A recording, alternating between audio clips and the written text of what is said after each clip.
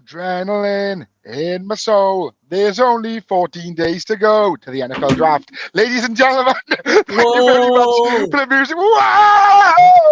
Yeah, sorry. Thank you very much for that musical interlude. It's, of course, Thursday, 8:30. You know the score by now. Third and Long podcast is back on the air. I am the biggest Orbit culture fan in the house, Shane Harris. Below me is the Globetrotter extraordinaire, Mr. Philip Perrins. And, of course, always an honor, never a chore, absolute privilege. Mr. OPH is in the house. Conspicuous by his absence is our beautiful little cherub. He's a little under the weather, is our baby Hope. Get well soon, my boy. We miss you. We'll see you soon.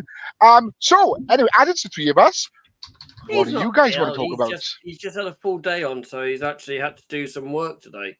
Oh, love him. Oh, the love alien him. concept. So much to be worked today. It's supposed to be week. How much to be worked today? Our chef love him. I mean, should we start about like the big news of like how the weekend ended going into like the current week? It was a massive event for football fans. Go for it. In Philadelphia this past weekend. Oh, we yeah. saw numerous NFL stars, question mark next to them, at the showcase of the Immortals. We got to see former Minnesota Viking main event 2 nights in a row.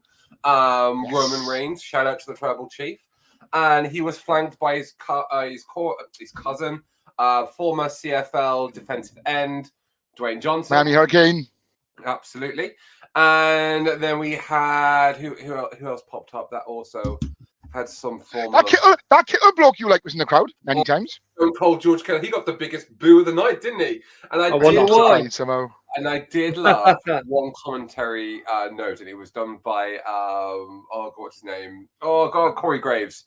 And Corey Graves said after a Bailey, who was a very famous 49er fan as well as a wrestler, and she always gets booed in certain cities. And when she won the women's title the weekend, the commentator said the 49ers fan Bailey wins the championship on Philadelphia soil. And I went, that is classic. That is proper housery right there. And then who else was on hand for the showcase of the Immortals? Yeah, who else was on hand? There was some masked scumbags. I'm not talking about you, Rey Mysterio. I'm a big fan of you, my friend. Some scumbags from Philadelphia. One of them has allegedly retired after stealing a career and being labeled the GOAT of all centers. Like, what the hell is that all about? He's not. It's Jeff Saturday. I'm saying it now. Jeff Saturday. And I'm just saying, it's just Jeff Saturday. Like, and the other tackle that constantly kept being done for false starts throughout the entire season. I can't remember his name. I knew he said Ryan Johnson, but he's the guy that directed Lane Johnson, but it wasn't. Lane Johnson. Whoa. It wasn't Trent Brown. No. He was the one who kept getting for false starts. So, but yeah, it was Lane Johnson. So they came in, got involved. Don't actually think they did anything from what I've seen. They just they threw Dominic into the post and then threw him back into the ring. And then like the whole stadium was like going like, oh, obviously it's Eagles players, that's blatantly Travis Kelce. And like the commentators are going, who could these be? Who could these be? As they're wearing like Eagles tops and Eagles themed wrestling. Eagles masks. Like, and it's kind of, it's quite blatant. Like, and the thing is, like, I'm pretty sure Rey Mysterio came dressed out this year's his cosplay as a Philadelphia Eagle. Like, 'cause he had like wings and he was in green. And we're like, oh, well, hate it. It was in Philadelphia Stadium. Come on, give them a little bit of credit of like a bit of like, because I've seen Logan Paul. He came out in green for the Philadelphia Green. Yeah, he's a bad Logan guy. Paul was born to do this. Logan Paul was born to do this. A bad guy. Like he's supposed to get the heat. Like he comes out, and I love the fact that everyone hates him. That's what I thought with him. But anyway, it was a great event. Pat McCaffrey as well just shows how great he is on every single thing that he does. Whether or not it's College Day, whether or not it's his show, whether or not when he makes his video game debut in the WWE games in 2 months' time, when he's part of the DLC for that roster, him and his team are all going to be playable wrestlers on WWE 2K24. Which you will be downloading on day of release, won't you? I will be downloading on day of release. And I'm going to put them in like a War Games match against 5 of the most evilest arseholes I can think of when I do that. It was just a really great sports. It's not even wrestling anymore. Like it's wrestling in a sense, but like it is just they coined the term like sports entertainment. It's just a great way of bringing so many different people together, and especially since it's in Philadelphia, the home of the Eagles. You've got like all these There's something people forget sometimes. The amount of NFL football players are in professional wrestling. It's like it's brilliant. And I love WrestleMania. I get more hyped up for WrestleMania sometimes than even the Super Bowl. I can go one bigger than that. I do get hyped up for more Mania more than Super Bowl. That sports entertainment, what have you, has been a massive part of my life for 30 years. I'm 38 now. This is my 30th year of watching that, and I don't love it any less from the first day I saw it. And just to wrap up this little bit of wankfest over Paul Levesque's baby. Yes, it is now Paul Levesque's baby. Just want to congratulate a certain blonde-headed American nightmare on finishing the story, finally. The new era starts here. Whoa!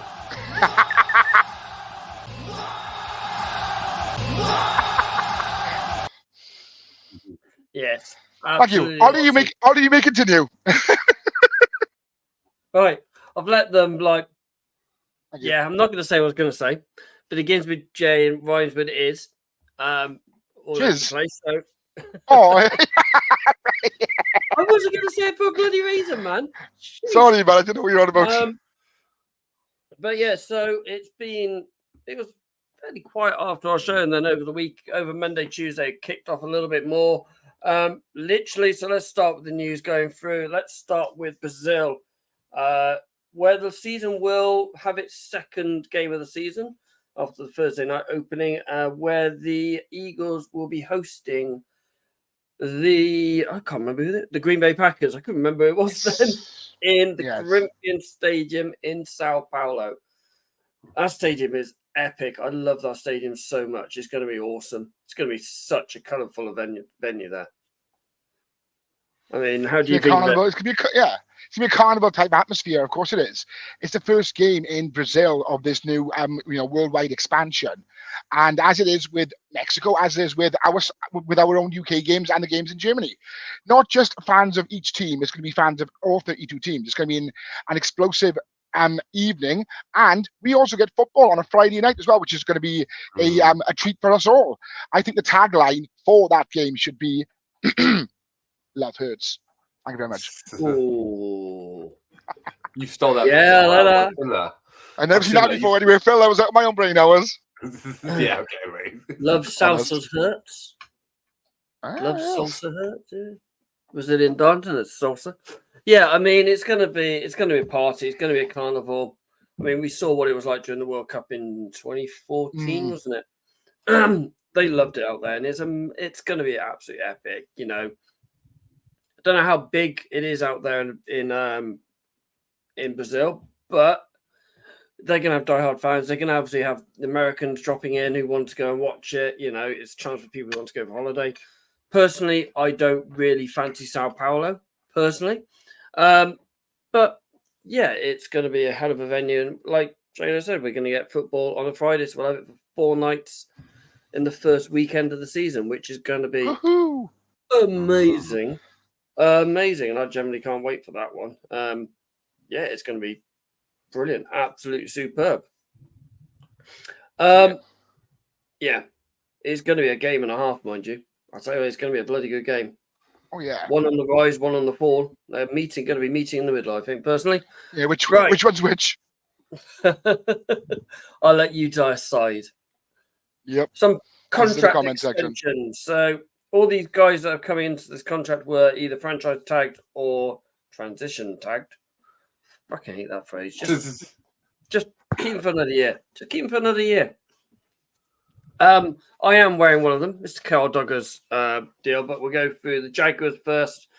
For this is the monster deal for Josh Allen, the linebacker from Jacksonville. 150 million with guaranteed 88. Mr. Perrins, straight away. I'm not going to lie. All right, this is a bit of a story. My phone had been off because charges, phone charges in Barcelona, and I got into a bar and I just put my Wi-Fi on. And before it popped up with you guys, it popped up on my phone from the NFL app that I have saying Josh Allen agrees new contract. I went, oh, Jesus Christ. The Buffalo Bills, Josh Allen. And I looked at it going, that's a bit. I literally looked at it going, compared to look at the quarterback market, it's kind of sold itself a bit short there. Like looking at the $1 billion of Pat Mahomes, Joe Burrow, Herbert, you just look at it and go, oh, Josh, mate, that's a massive L for you. But then when I opened up and went, oh, that Josh Allen, that's really horrible for us to say, because the fact that he is one of the best outside linebackers in the industry. Yeah. And I love watching Josh Allen play. Yeah. I like watching Josh Allen play. And it just feels really bad that, when you say Josh Allen, unless you live in Jacksonville, the rest of the country literally go to the Buffalo Bills one. But I think it's massively well-deserved. I think it's set a massive precedence. I think he's going to have a massive season as well. Once Jacksonville sort out their offense more so than their defense, Jacksonville will be firing again on all cylinders, because they are a good team.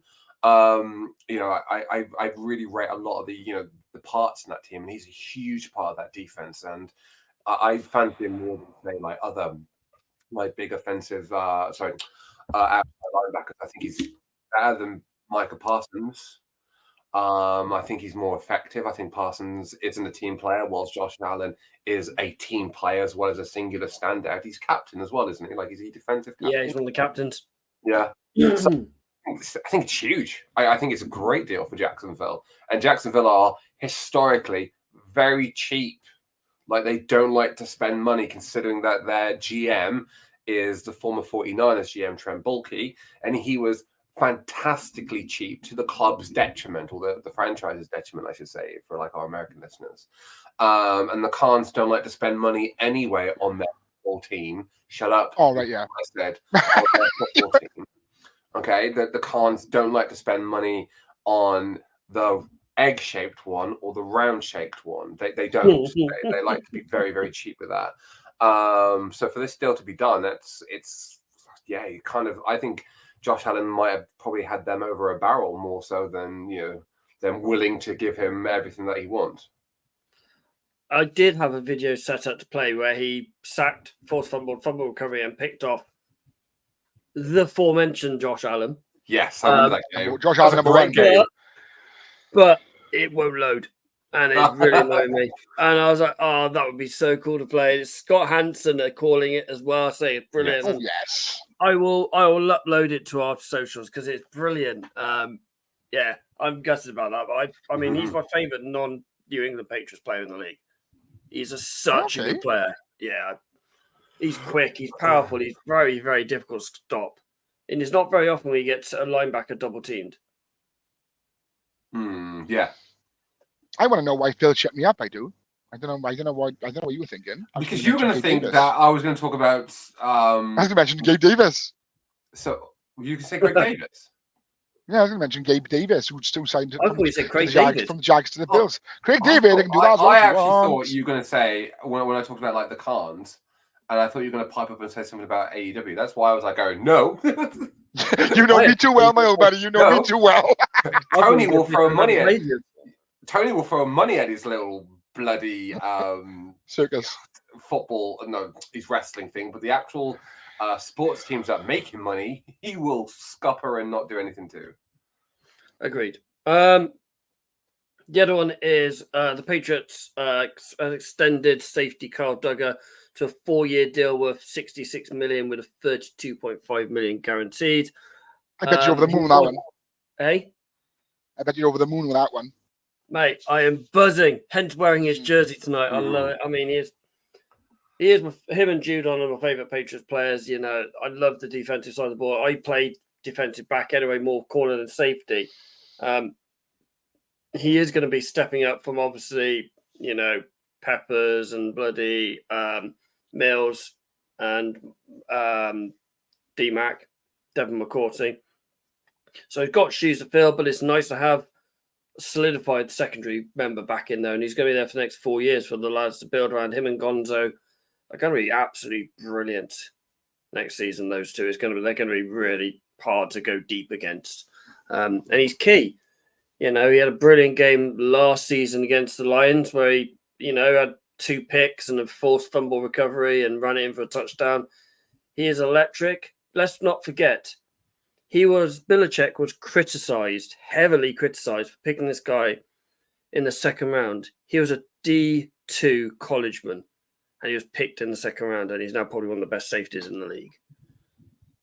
And he's got a deal to prove it as well. The other guy is the Panthers defensive tackle, who has a $66.135 million guaranteed contract. I can't remember his name because it's not run across it, and I forgot to write it down tonight. We're professionals, guys, honest. Yeah, you know when you're like going, oh crap, I forgot my pad and my notes. Yeah, that is one of that one. So, yep. So give it a couple of seconds. We'll roll it through. Feel some air, guys. I'm going to say, how much money would you want to stay in Carolina after last year's dumpster fire? Yeah, but here we go. Panthers have extended defensive tackle Derek Brown. That's it, to a 4-year deal worth $96 million with a guarantee $66.165 million. It has increased the trend of defensive tackles now getting paid, because they were always the weaker paid on the defensive side of the ball. They've always struggled there. Tag numbers were lower than any other ones on the defensive side of it. They were like pretty much punter paid of franchise tagging. Wow. I've liked what Carolina done in the offseason. They bought well, they've paid well, and they've got a few picks to do going on as well. So I like it. It's looking good. What do you think of it, guys? Anything you fancy? No, I mean nothing. It's I've been a little bit out of the loop the last couple of days, other than like say on like the Josh Allen deal and more or less the actual negativity stuff that I think we're going to come on to a little bit later on. But I've got nothing really else to add. Genuinely. Let's put it like this: the Panthers can't get any worse. So they've obviously got to build from whatever little tiny bit of hope that they had last year. And I think tying someone down to a long-term deal like that, who will be an integral piece of that defense, I think it's a smart move. Yeah, I mean, let's look at what Texas done this season. You've got to use that as your model. Use Texans as your model. They need to use that. And as Ollie said on the chat, Carolina not having a first-round pick is big, though. They sold the house to get Bryce. Yeah, he's put a comment on it. They sold the house last year to get Bryce Young, and instead of having a massive mansion, they got a bungalow. Sold the house and bought a tent. Yeah, that's a great way of saying it. I was trying to be a little bit more clever, but yeah, you got a better way of doing it. Well done, mate. Thank you for that one. One more little bit of news. A gentleman who played for two of our teams, both played in Super Bowls, has retired. Mr. Logan Ryan has retired from the NFL after 13 seasons. He was the 83rd pick overall. 11 seasons. 83rd pick overall in the 2013 draft. Two-time Super Bowl champion. 755 tackles, 13 sacks, 19 interceptions, 15 forced fumbles, 4 recoveries, and a touchdown. I am just going to play his retirement video that he put on his socials the other day.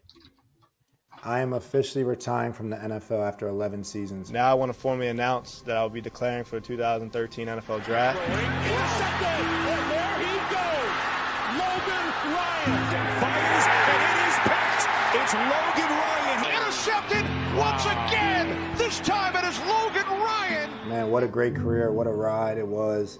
Beautiful journey of highs and lows like they always are. Shout out to my friends, my family, my teammates, all those who supported me, man. I try to play the right way. I try to play my hardest at all times. Shout out to the New England Patriots. Thank you for drafting me, believing me, making me a 2-time Super Bowl champion. Thank you to the Tennessee Titans for bringing me down there, becoming a franchise player, and honestly supporting RARF. My Animal Foundation was birthed there, and you guys took that in, and we did so much on and off the field with playoff runs. The New York Giants, bringing me home back to New Jersey during the COVID years, literally saving my wife's life. Thank you so much to the training staff and the organization for saving my wife, Ashley. The Tampa Bay Buccaneers, found my forever home here. My kids are raised and growing up in Florida. They have stability, which meant so much to me as a father. And finally, the San Francisco 49ers for bringing me off the cruise last season, joining a great organization, a great coaching staff, and a great locker room, and going on a run that we had. 11 seasons, 6 championship games, 3 Super Bowl appearances, and ultimately 2 Super Bowl rings is what we do it for. And I'm so blessed, man. I wouldn't change it for the world. So thank you once again. Logan Ryan, 2-time Super Bowl champ, is out, but stay tuned. We got a lot in store.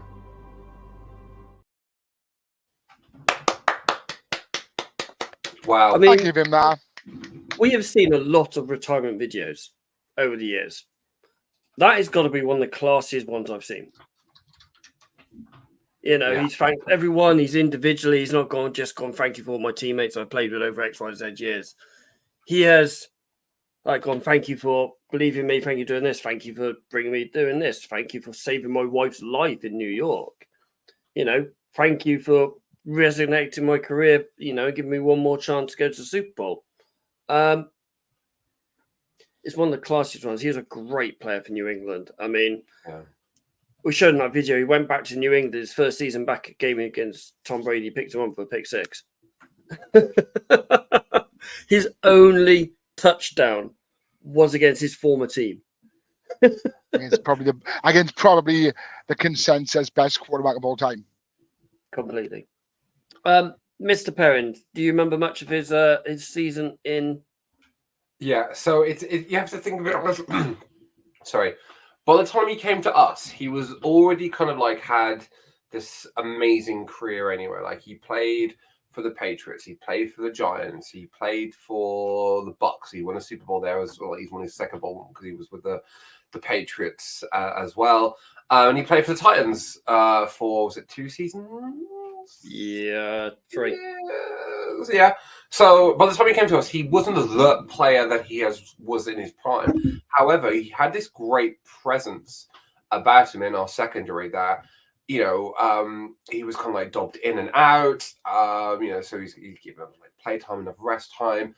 Some of the fans, really, really rated him. Another one was this whole thing. If you talk to Baby about it, this whole thing about the 49ers defense last season as well, not being up to par. But I never really thought he was a drawback on any of it. I think he took his chances particularly well, and he wasn't at all any of the blame for any negativity or anything I think that was bad that come out of the 49ers. But I just wish him all the best in his retirement. He seems like an absolutely lovely guy. He's a family man, and there's never been anything negative that I've ever heard of him, coming out of him, whether or not his attitude or trouble with the law or domestic issues. He just genuinely seems just like a good person that used his talents to the highest ability and pushed himself to being a 2-time Super Bowl champion. And that will never be taken away from him. No. Keep that in mind, that he literally can introduce himself as 2-time Super Bowl champion. Exactly. 3-time Super Bowl. He could have been a 3-time Super Bowl champion if it wasn't for Marquez Valdez-Scantling, but I digress. My opinion on Logan Ryan, firstly, as I always say, never trust a man with 2 first names.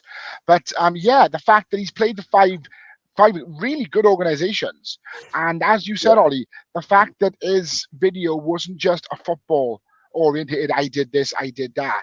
He thanked the individuals and the organizations, staff and little things outside football. Like you said, the staff saved his wife's life in New York. His family have now set roots down in Tampa Bay.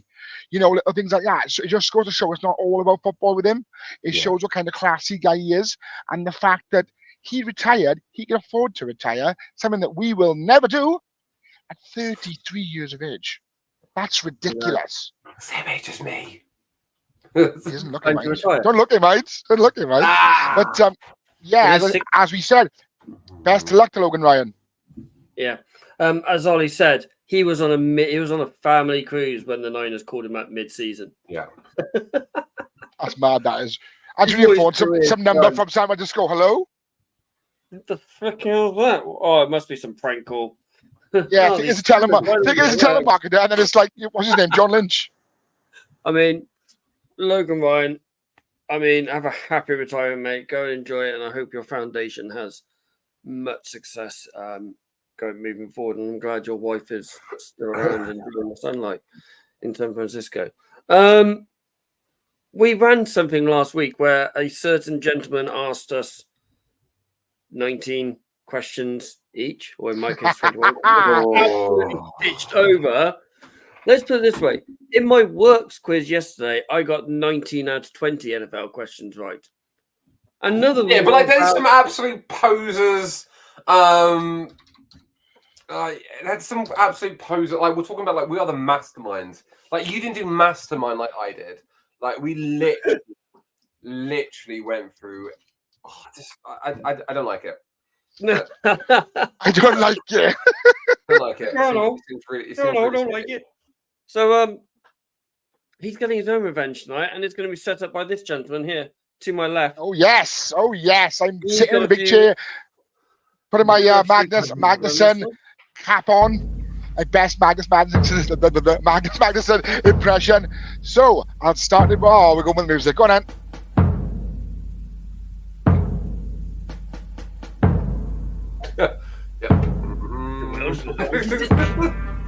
They may not catch us on this.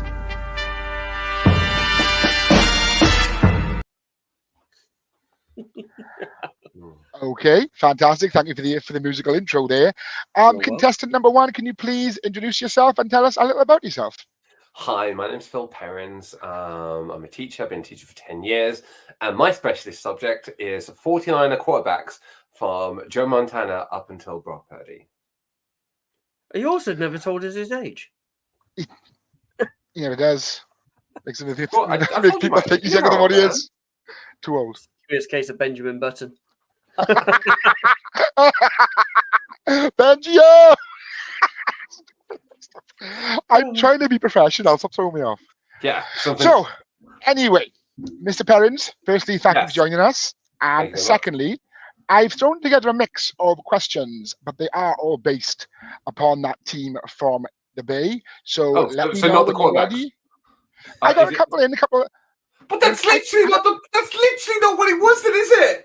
Like, you already set me up to fail. I was like, oh, literally, you both were like dogging me, going like, oh, Phil, what's your specialist subject? I give you my specialist subject, and then give me questions that on my specialist subject.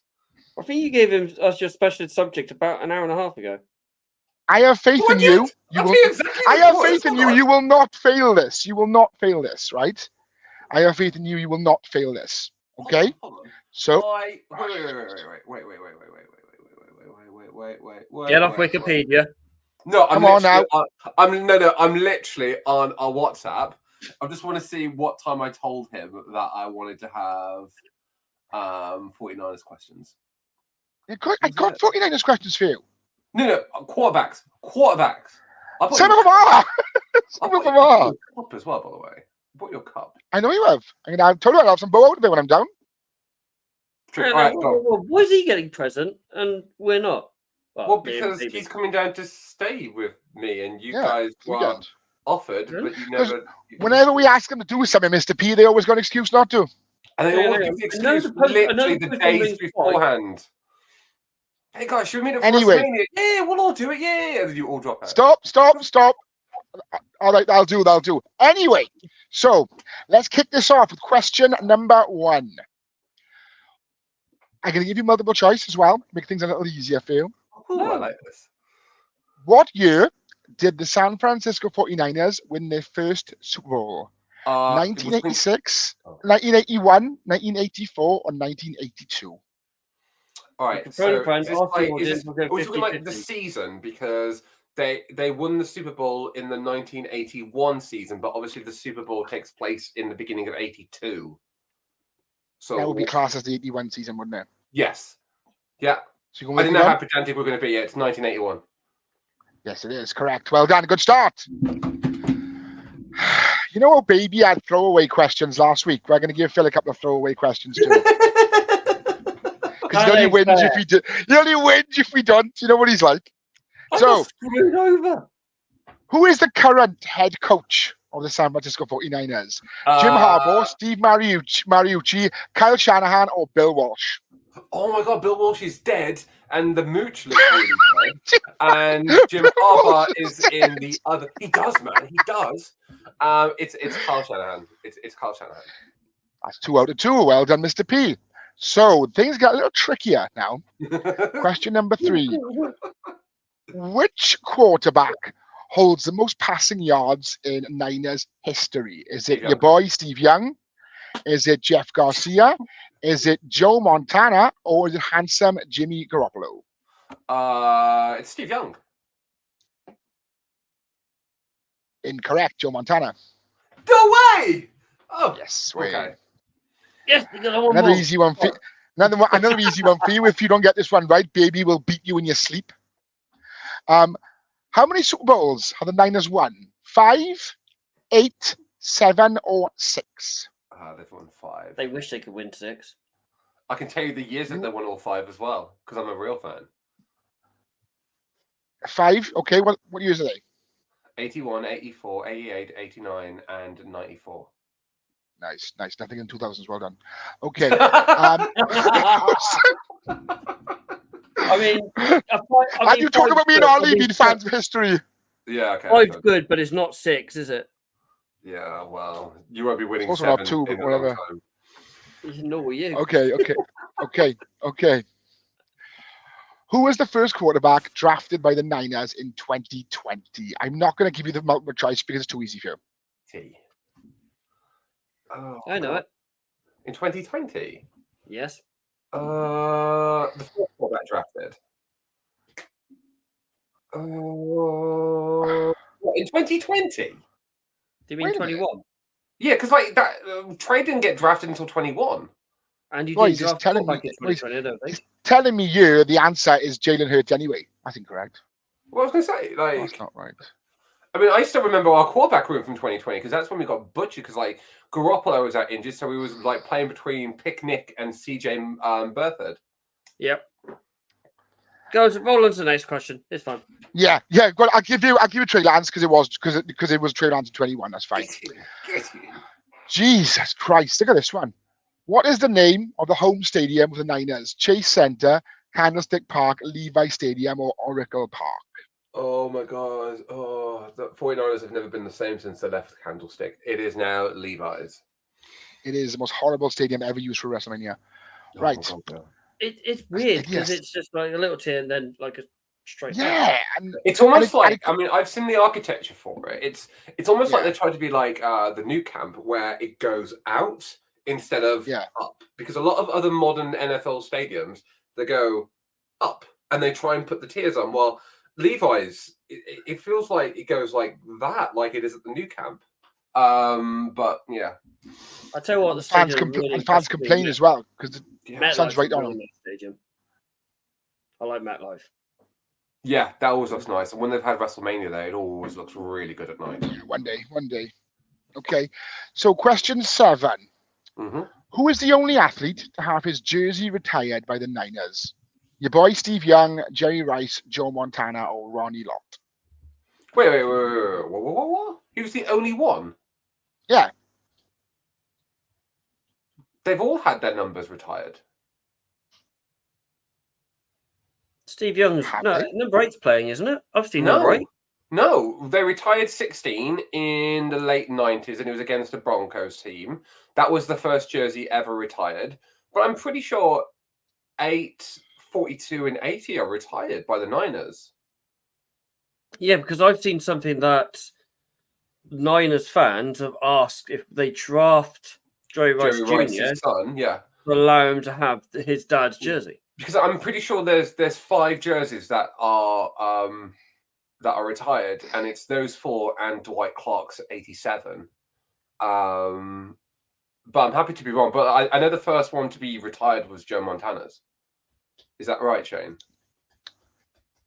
Yes. Okay. These questions are stupid and wrong, so I'm trying something else. Okay. Sorry. What year were the Niners founded? Oh fuck me. It's on the jersey. Just after the Second World War, 1946. Yes, it was. Oh. Well done. All right, Dan, smart guy. How many catches? 28 years old. Smart guy. How many catches did Terrell Owens have to set the record in the 2000 season? Can I have multiple choice, or is that not? There is no multiple choice. I'll give you a clue though. It's between 15 and 25. how many catches? So like how many touchdowns? You know when the ball goes in their hands and it kind of stays in their hands, that's a catch. You know. Yeah, but like Sorry. Yeah, but sometimes because glass is a catch. So how many catches are you receptions or how many touchdowns? Just receptions. Oh, okay. Between 18 and 20. What did you say? 18 and I go 15 and 25. I'll go with. Oh, 15 and 25. God. All right, let's go with 25.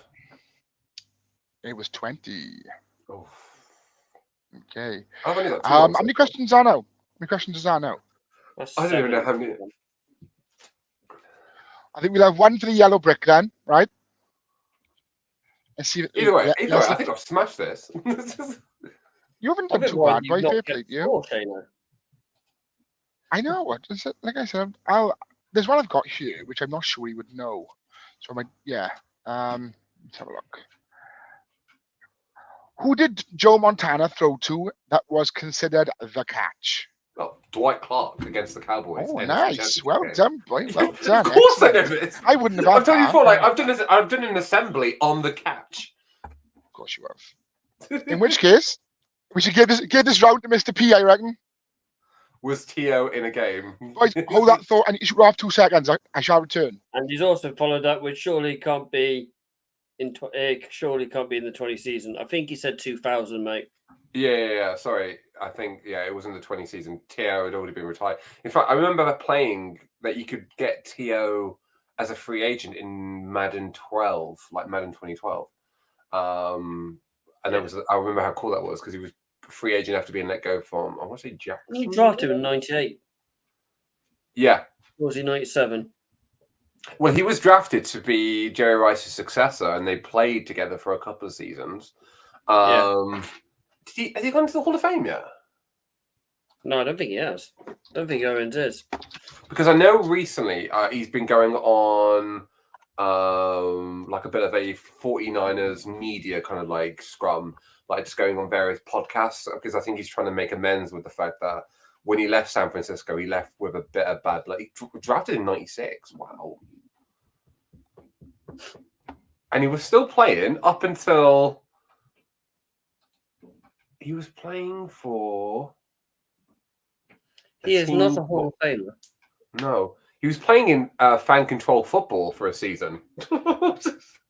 I saw something the other day which I really want to do. It's called arena football. That looked awesome. Oh, have you never seen it? Oh my god! Like I would always love to watch like arena football. I absolutely love it. I mean, they literally just get barged over the freaking barriers. It's ridiculous. Yeah, I wish it was just more of a thing over here. But yeah, so Knights of my god, he's played some weird teams. Yeah, I mean, he hasn't like the Allen Wranglers, FCF Zippers and Knights of Dagon. Who the hell are they? Fan Control Football League. Oh, so is that Johnny Manziel's Fan Control Football League? Oh, no way, is it? Yeah. I've now clicked on this. Because I remember having the app. I mean, indoor football team. Yeah, like I remember having the app, and you could literally watch full games on the app, and you would just like vote on the play. Like you pick a team like, who you want to follow, and like instead of like a head coach picking the plays, it was like a majority rules voting kind of picks the plays. So you literally could, like in theory, just have quarterback sneak for every single play if that was an option. It was so weird. I mean, I can see why it didn't work because there's no like after the novelty, there's no long run in it. But like, yeah, I remember fan control football for a little bit. Yeah, it's Johnny Manziel's team, and he had a player called Block Party. Of course he did. They had a whole band called Block Party. Yeah, I mean, looking at like there was the Beasts that were owned by Lynch, Gurley, Montgomery, the Glazier boys, Richard Sherman. Oh my god, yeah, I'm just looking at it. Do you know what we should totally do? We should do like a 30 for 30 third and long podcast on some of the more obscure football leagues in history. Like from like arena football to the fan control football. Like it's so weird. Did only last one season. I don't know where Mr. Harris has gone. He's kind of vanished. I'm going to bring you up there so you're up top next week. It's good that we can actually we're quite adjusted like filling in like dead air because otherwise it would be really awkward if we just stopped talking. Yeah, just sit there going, so yeah, how's things Yeah, again? So I got I don't even know how many questions I answered right there, but no, I don't either. I know I got two wrong. And I went to Steve Young instead of John Montana. But I'm pretty sure Steve Young has the passing yards record for the 49ers. Crazy. Like he had them. He was the NFL passing touchdowns leader between the 92 to the 94 season, and in his last season in the NFL, he was the passer rating leader from 91 to 94, then 96 to 90. Like he was ridiculously dominant over like the 12 years that he played for San Francisco. So that's why, I mean, he was also picked in the first. He was the first pick in the first round when he was drafted originally. But like, hold on, 49ers. Passing leaders. And we're back. Sorry, guys, I do apologize about that. It was a white Ford Bronco outside beeping his horn. It's gone now. I love those Ford Broncos. They are awesome cars. We do have right over his head. Right.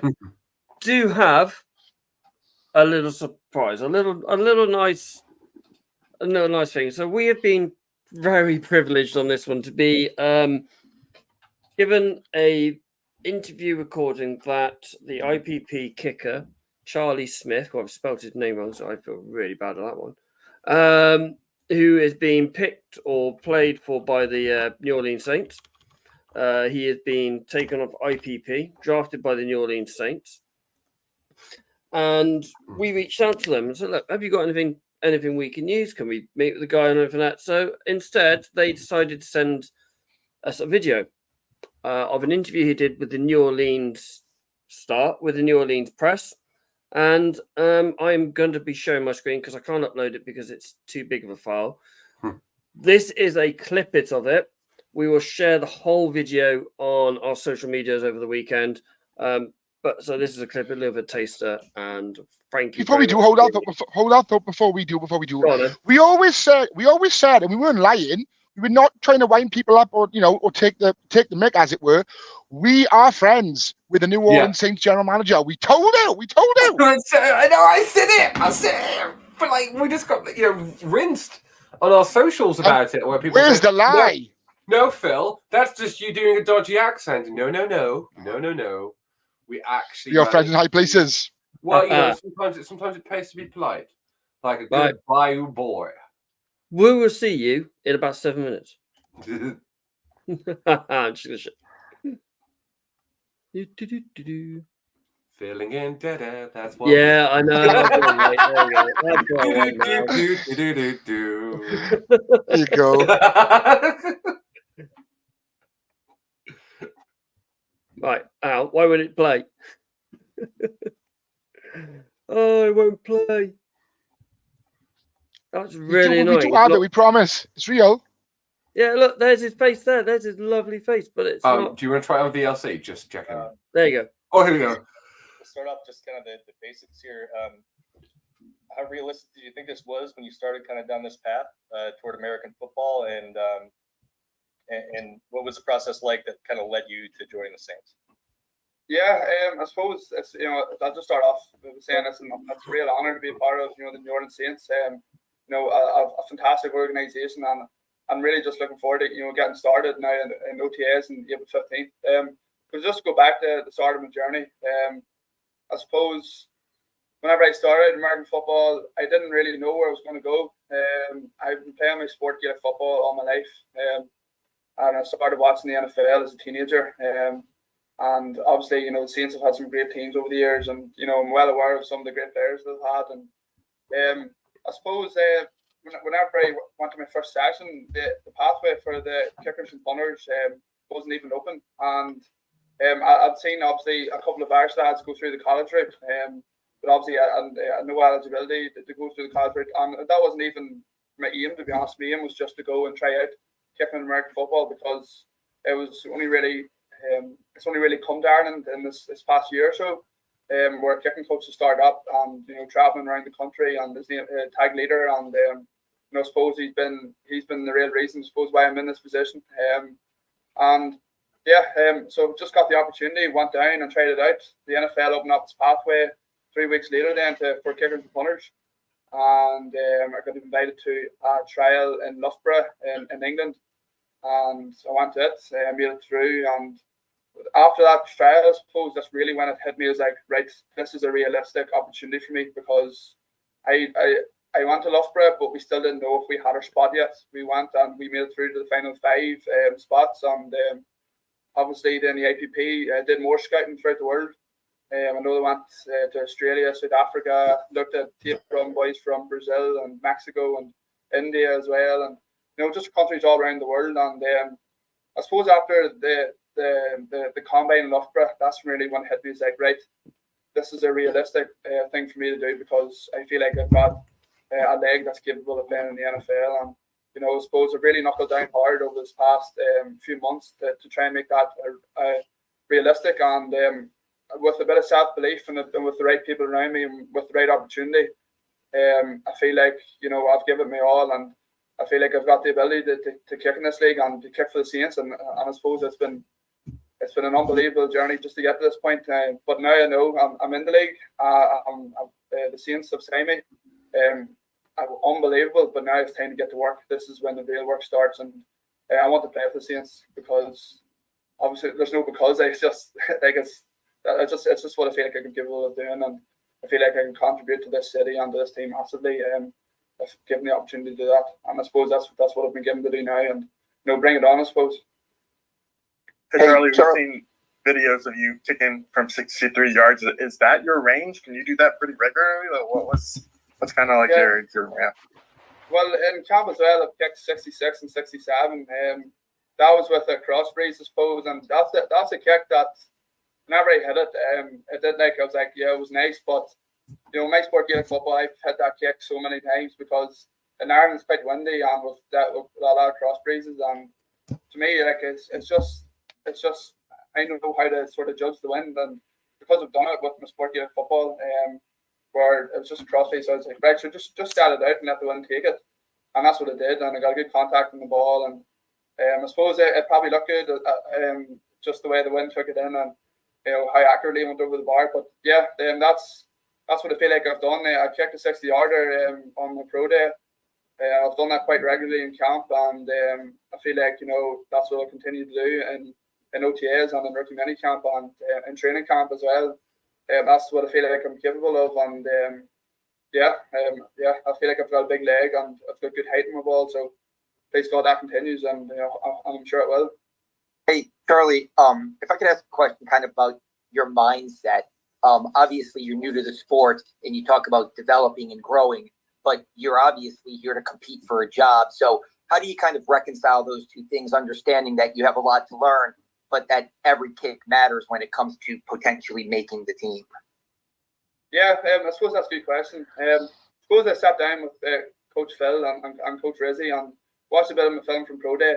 And the main thing is, like, for me, I'm not going to be making absolutely major changes in my swing or my routine. It's just the tiniest of details that I feel like I need to make to have me adjust. To obviously, I want the starting job. Like that's why I'm here. Felt like this is a great opportunity to do that. And I know obviously Blake Ruppy is an unbelievable kicker of football as well, and I know it's going to be very difficult. But it's just the mindset I have that, I don't want to be one of those boys who comes through the IPP just to sit in the practice squad for 3 years or practice squad for a while and earn a wee bit of money and go back. But that's not why I'm here. I want to be here because I want to do this because I want to play. I'll go back to what I said previously. Like we play Gaelic football all our lives for no pay. We do it for the passion, and that's what I'm doing. Like I'm doing it because this is what I love to do, and I want to be the best version of myself. And to me, it's not really about money. It's about being the best version of myself and representing my country on a world stage, and inspiring younger lads to follow suit. And if you have a passion and a work ethic to achieve something, then why not go and do it? But again, yeah. So it's not that I'll be making major changes. It's just some minor changes that I feel like the coaches who have shown unbelievable support from day one. Coach Rizzy came and watched us 3 weeks before the combine in USF in South Florida. And that just, for me, I showed like, wow, this Coach Rizzy really cares about, the IPP. He really thinks that, this could be valuable. And so that just shows, like, it's the minor details for me that I'm going to change, and not even that I will be changing a whole lot. I don't plan on doing that. But yeah, I suppose if I have the mindset to actually go and compete for the starting job now, and as I said, because it's minor details, that'll not change anything when it comes to time to kick. And every kick matters. I know that, and yeah, I just can't wait to get to do that. Charlie, appreciate it.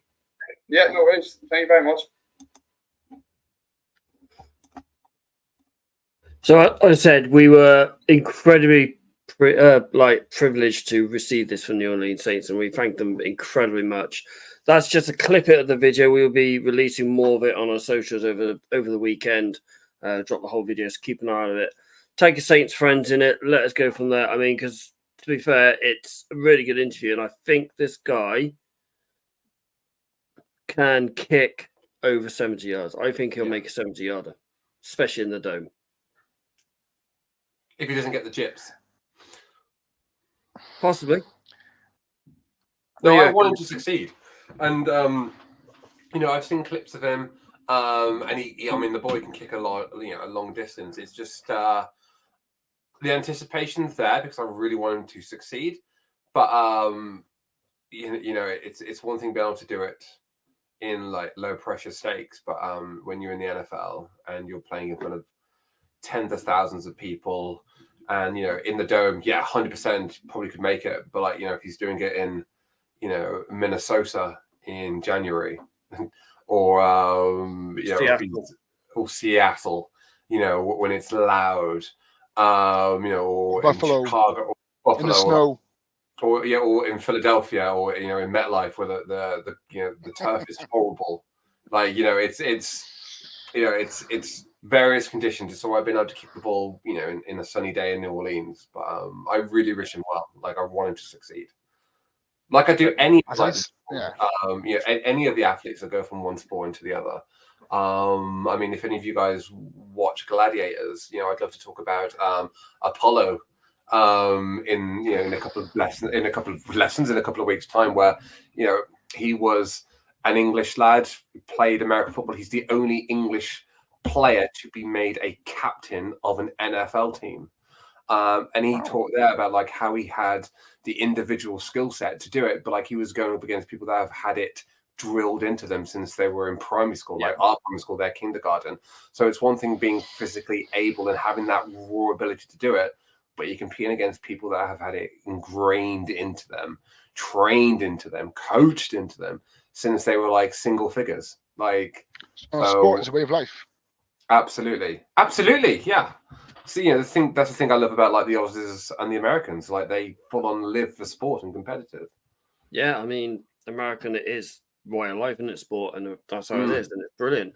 I'm glad that they are bringing more things in going forward. I mean, he goes about how good Blaine Glup is. He's an 81% field goal kicker, 100% XP. His longest is 55 yards. Now, this guy we saw on the video, we've seen, NFL UK post around. This guy had 63 yards in a crosswind and made it. So we know he can make those kicks.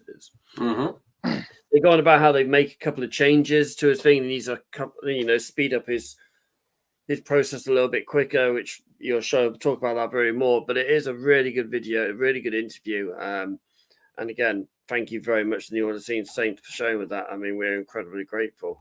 And we are professional, despite a segment in this show. Despite numerous reasons that we might not be. But it's like, you're saying about like the IPP and stuff. Can you imagine? So he's going to be playing as a punter, or is he playing as a kicker? He's a kicker.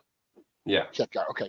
So what if he makes the last second, 66-yard field goal to win a very important game in the playoffs, what have you? He's going to be front and center doing an interview. The Yanks are going to be like, Americans are going to be like, what accent is that? That's exotic. That's not something I hear every day. Same with Lewis Rees-Zammit. If he catches a touchdown pass and then the Chiefs win the game, it's going to put those countries on the map. It's going to sort of, make people want to.